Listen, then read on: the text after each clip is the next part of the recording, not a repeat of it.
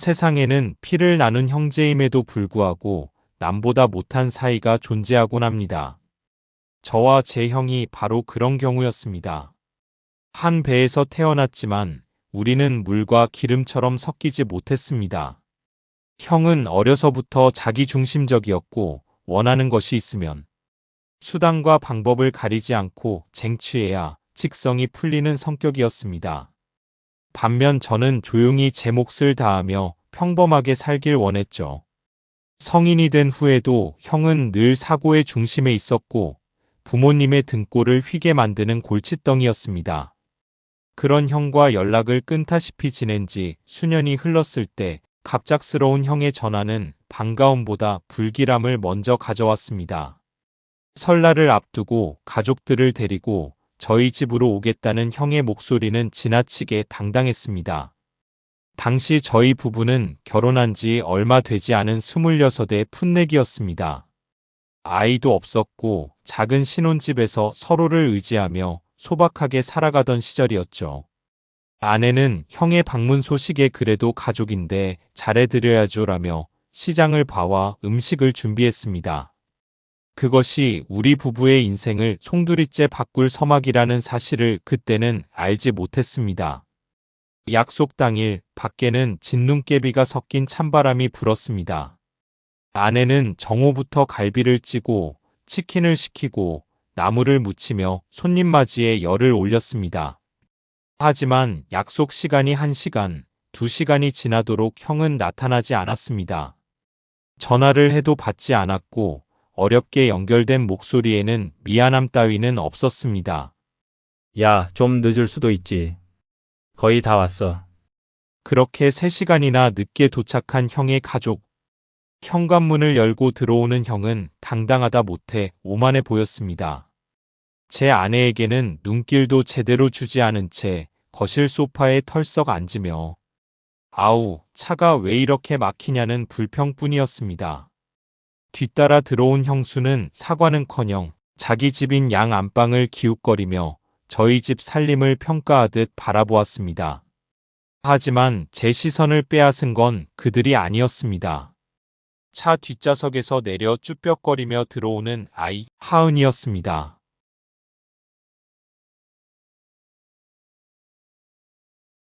하은이는 당시 10살이었습니다.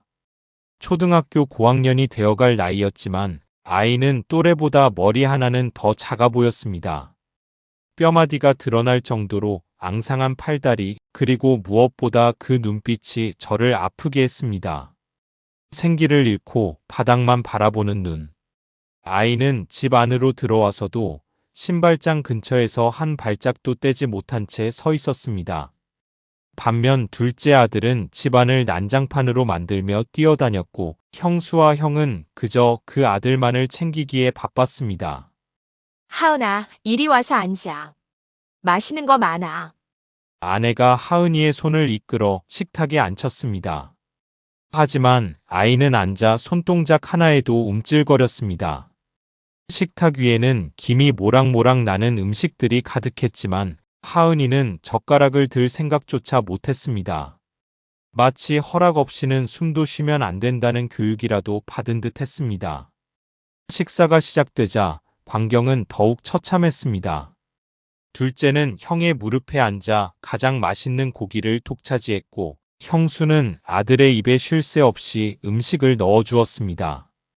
그들의 시선 어디에도 하은이는 없었습니다. 하은이는 빈 접시만 바라보고 있었죠. 아내가 보다 못해 하은이의 접시에 닭다리 하나를 놓아주었습니다. 하은아, 삼촌이랑 숙모가 하은이 주려고 준비한 거야. 많이 먹어. 그때 형이 숟가락을 탁 놓으며 쏘아붙였습니다. 냅둬. 걔는 지가 알아서 먹어. 입도 짧아서 먹으라고 해도 안 먹어. 괜히 귀한 고기 버리지 말고 우리 아들이나 더 줘. 그 순간 식탁의 공기는 얼어붙었습니다. 제 아내는 충격을 받은 듯 멍하니 형을 바라보았고 하은이는 고개를 더 깊숙이 숙였습니다. 아이의 긴 머리카락이 접시 가장자리에 닿았지만 그 누구도 신경 쓰지 않았습니다. 저는 분노가 치밀어 올랐지만 명절날 앞두고 아내 앞에서 형과 싸우고 싶지 않아 주먹을 꽉 쥐었습니다.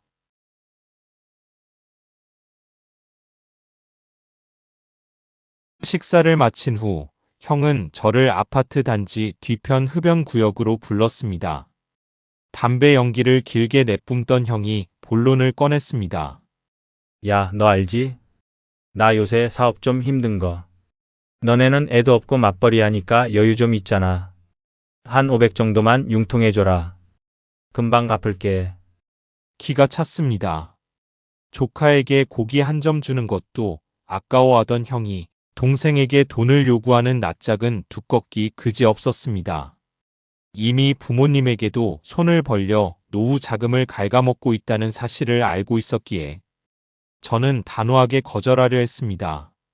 하지만 하은이의 그 마른 몸이 눈에 밟혔습니다. 이 돈이라도 줘야 하은이에게 옷 한 벌이라도 사입힐까 싶었습니다. 형, 우리도 대출 갚느라 힘들어. 500은 안 되고 지금 당장 줄 수 있는 건 이것뿐이야. 저는 지갑 속에 있던 현금과 비상금으로 모아둔 돈을 합쳐 100만 원을 봉투에 넣어 건넸습니다. 빌려주는 거 아냐? 그냥 줄 테니까 제발 애들 좀 잘 챙겨. 특히 하은이 저러다 애쓰러지겠어.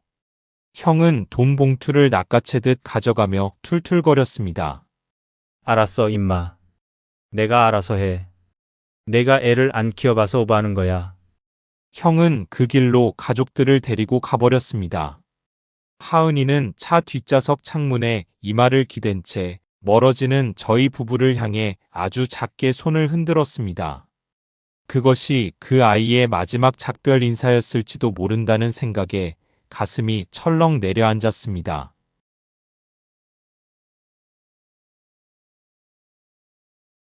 그날 이후 일주일 뒤였습니다.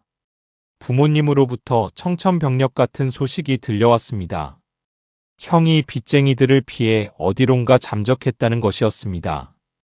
부모님 댁에도 이미 압류 딱지가 붙기 일보 직전이었고 형은 연로하신 부모님의 전화조차 받지 않았습니다. 그놈이 하은이는 어쩌고 그 난리냐. 둘째만 데리고 도망간 건지 다 같이 간 건지 알 수가 없구나. 어머니의 울먹이는 목소리에 저는 불안감이 엄습했습니다. 그리고 그날 밤 자정이 넘은 시각이었습니다. 아파트 복도에서 날카로운 타이어 마찰음과 함께 차문이 거칠게 닫히는 소리가 들렸습니다. 무언가 직감한 저는 현관문을 팍 차고 나갔습니다. 아파트 현관 앞에 한 아이가 커다란 검은 비닐봉지 2개를 발치에 둔 채 떨고 있었습니다. 하은이었습니다. 저 멀리 형의 차가 지하 주차장을 빠져나가는 소리가 들렸습니다. 하은아, 이게 어떻게 된 거야? 제가 소리치며 달려가자 하은이는 저를 보자마자 그 자리에 주저앉아 엉엉 울기 시작했습니다. 아이의 목에는 형이 갈겨 쓴 듯한 쪽지 하나가 매달려 있었습니다. 내가 그렇게 잘났으면 내가 키워라. 난 이제 내 인생 살란다. 다시는 찾지 마라.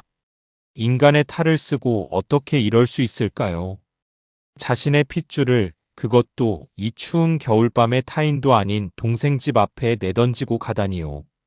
저는 분노로 몸이 떨려 비명을 지르고 싶었지만 제 옷소매를 잡고 떨고 있는 하은이를 보며 이를 악물었습니다. 괜찮아, 하은아. 삼촌이 있어. 숙모도 있고. 이제 괜찮아. 아내는 거실로 들어온 하은이를 보고 비명을 지르며 달려나왔습니다. 아이의 몰골은 일주일 전보다 더 참혹했습니다. 옷에서는 퀴퀴한 냄새가 났고 아이는 극도의 공포 때문인지 말을 잇지 못하고 딸꺽딸꺽 딸꾹질만 해댔습니다.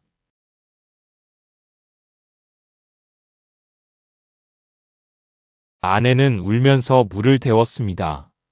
아이를 일단 씻겨야 했습니다. 욕실에서 들려오는 물소리와 아내의 흐느낌 그리고 하은이의 작은 울음소리가 거실까지 흘러나왔습니다. 저는 거실 바닥에 앉아 형이 남긴 쪽지를 찢어버렸습니다. 인간이기를 포기한 자를 형이라고 불렀던 지난 세월이 혐오스러웠습니다. 한참 뒤 하은이를 재우고 나온 아내는 거실에 앉기도 전에 제 가슴에 얼굴을 묻고 오열했습니다. 여보, 하은이가. 왜 그래? 무슨 일이 있었어? 아내는 말을 잇지 못하다가 간신히 입을 뗐습니다. 애 머리를 감겨주는데 아이가 내 손길이 닿자마자 몸을 굳히더니 울더라고요. 왜 그러냐고 물었더니 누가 내 머리를 감겨준 게 처음이에요라고. 10살 먹은 애가 자기 머리를 누가 다정하게 감겨준 기억이 한 번도 없대요. 아내의 말은 비수처럼 제 가슴에 꽂혔습니다. 하은이의 몸에는 군데군데 멍자국이 있었고 씻기지 않아 생긴 피부병 흔적도 가득했다고 합니다. 목욕은커녕 밥도 제대로 얻어먹지 못한 채 아이는 그 집에서 유령처럼 존재했던 것이었습니다. 형수와 형은 둘째 아들만을 금지옥엽으로 챙기며 하은이에게는 집안일을 시키고 구박을 일삼았다는 사실을 나중에 아이의 일기장을 통해 알게 되었습니다. 여보, 우리 이 아이 절대 못 보내요. 아니, 안 보내요. 아내의 결연한 눈빛에 저도 고개를 끄덕였습니다. 26, 우리는 아직 부모가 될 준비가 되지 않은 어린 나이였지만 이 아이를 다시 그 지옥으로 보낼 수는 없었습니다. 그것이 설령 법적인 절차가 복잡하고 경제적으로 힘들지라도 말입니다.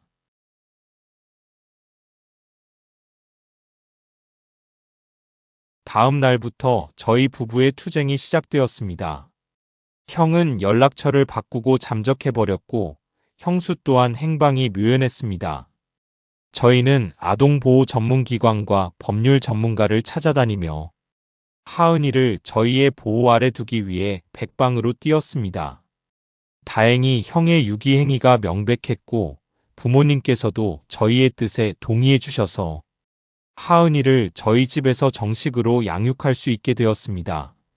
하지만 법적인 문제보다 더 큰 산은 하은이의 마음을 여는 것이었습니다. 하은이는 한동안 식탐을 보였습니다.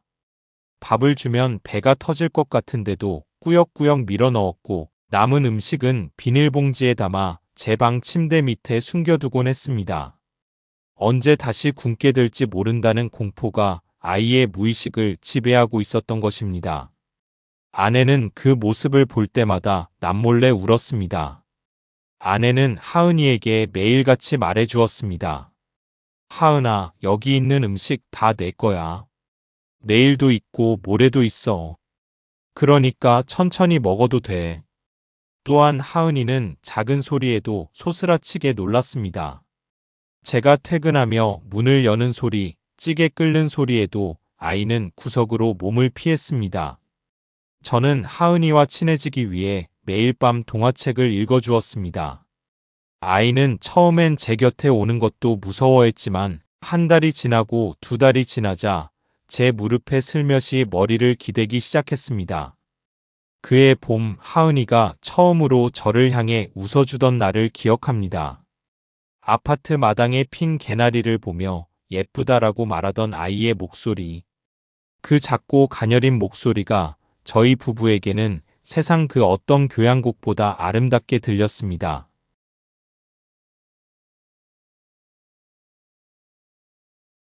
하은이를 학교에 보내는 것도 큰 숙제였습니다.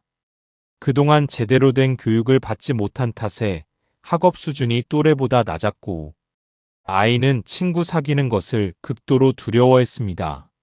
학교에 다녀오면 하은이는 늘 녹초가 되어 돌아왔습니다. 아빠, 친구들이 내 옷에서 냄새난다고 하면 어떡해요?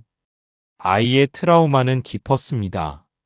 아내는 하은이의 옷을 매일같이 새로 빨아 향긋한 냄새가 나도록 준비했고 매일 아침 아이의 머리를 정성껏 따아주었습니다. 하은이가 가장 좋아했던 시간은 아침마다 숙모가 머리를 빗겨주는 시간이었다고 합니다.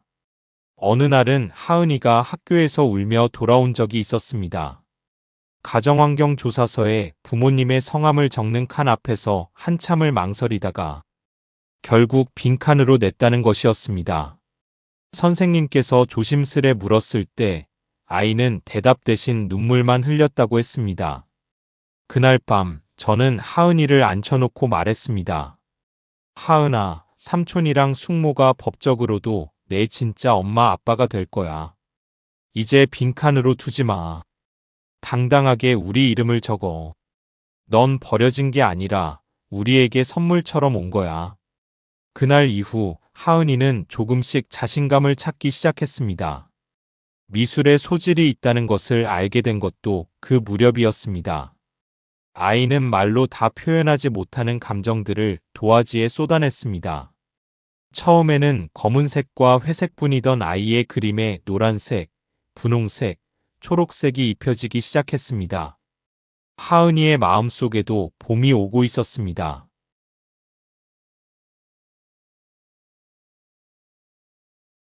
하은이가 우리 집에 온 지 2년 만에 저희 부부는 정식으로 입양 절차를 마쳤습니다. 이제 하은이는 법적으로나 심적으로나 완벽한 우리의 큰딸이 되었습니다. 하은이가 중학생이 되던 해 저희 부부에게 또 하나의 기적이 찾아왔습니다. 바로 둘째 딸 지은이의 임신 소식이었습니다. 사실 걱정이 많았습니다. 이제 막 안정을 찾은 하은이가 동생의 탄생으로 인해 다시 소외감을 느끼지는 않을까. 혹시라도 역시 친딸이 생기니 나는 뒷전이구나 라고 생각하지는 않을까 밤잠을 설쳤습니다. 저는 하은이를 따로 불러 조심스럽게 소식을 전했습니다. 하은아, 엄마 뱃속에 동생이 생겼어. 아빠는 하은이가 혹시라도 서운할까봐 걱정돼. 제 말이 끝나기도 전에 하은이는 제 손을 꼭 잡으며 환하게 웃었습니다. 아빠, 무슨 소리예요? 저 동생 생기는 거 너무 좋아요. 제가 동생 잘 돌볼게요. 엄마 힘들지 않게 제가 다 도와줄게요. 아이의 마음은 저희보다 훨씬 깊고 넓었습니다. 하은이는 아내의 입덧을 챙기고 뱃속에 있는 동생에게 매일같이 책을 읽어주었습니다. 지은이가 태어나던 날 하은이는 병원 복도에서 누구보다 간절히 기도했습니다. 지은이가 태어나고 집으로 돌아온 날 하은이는 동생을 품에 안고 눈물을 흘렸습니다. 지은아, 언니가 다 해줄게. 언니는 너처럼 예쁜 동생이 생겨서 너무 행복해. 그때 깨달았습니다. 사랑은 나누면 줄어드는 것이 아니라 더 크게 번져나가는 것이라는 사실을요. 하은이는 동생 지은이에게 최고의 언니이자 스승이었고, 지은이는 언니를 세상에서 가장 멋진 사람으로 여기며 자랐습니다. 12살이라는 나이 차이는 장애물이 아니라 서로를 보완해주는 완벽한 간격이 되었습니다.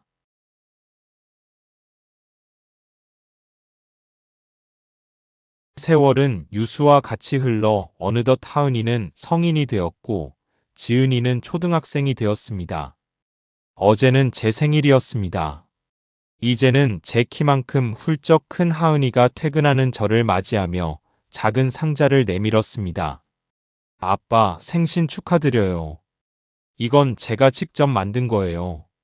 상자 안에는 은은한 가죽 향이 나는 필통이 들어 있었습니다. 하은이는 대학에 가서 디자인을 전공하며 가죽 공예를 취미로 배우기 시작했는데 저를 위해 몇 날 며칠을 고민하며 만들었다고 하더군요. 필통 구석에는 아주 작게 나의 영웅, 아빠에게라고 새겨져 있었습니다. 필통의 매끄러운 감촉을 느끼며 저는 지난 16년의 세월을 복기했습니다. 뼈만 남은 채 집 앞에 버려졌던 아이. 누가 머리를 감겨준 적이 없어 울던 아이.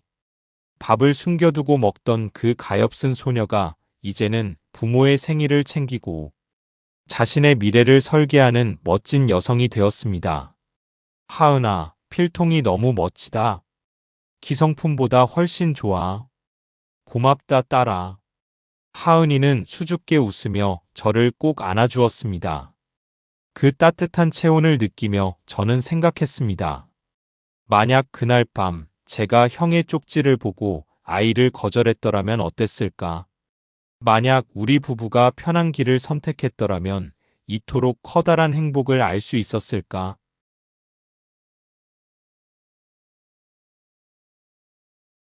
가끔 소식이 끊긴 형을 생각합니다.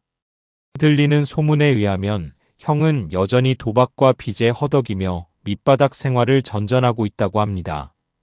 형수와는 이미 오래전에 갈라섰고 그토록 애지중지하던 둘째 아들은 방황하며 거리를 떠돌고 있다는 가슴 아픈 이야기도 들려옵니다. 아이는 부모의 거울이라고 합니다.